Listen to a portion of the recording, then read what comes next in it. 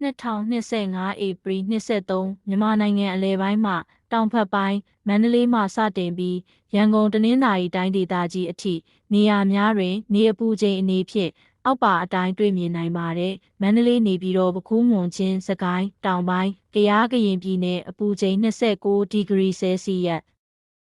မကွေးရန်ကုန်ဧရာဝတီရခိုင်ဒေသများမှာ29ဒီဂရီဆဲစီယပ်ခန့်တနင်္သာရီတိုင်း29ဒီဂရီဆဲစီယပ်မှဒီဂရီဆဲစီယပ်အထိရှိနေပါမည်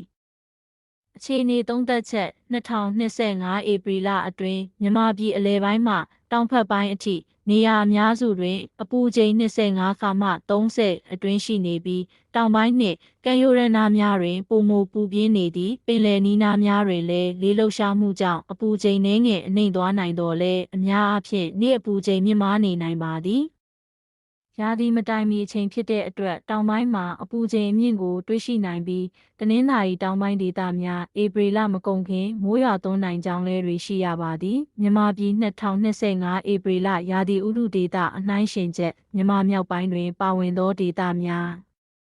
မြန်မာပြည်မြောက်ပိုင်းတွင်ပါဝင်သောအဓိကဒေသများကချင်းပြည်နယ်မြစ်ကြီးနားပူတာအိုဗမော်စသည့်ဒေသနှင့်မြောက်ရှမ်းပြည်နယ်လားရှိုးမူးဆယ်ကျိုင်းတုံဒေသနှင့်စကိုင်းတိုင်းဒေသကြီးအထက်ပိုင်းဒေသများသည်အများအားဖြင့်အေးမြနိုင်ပါသည်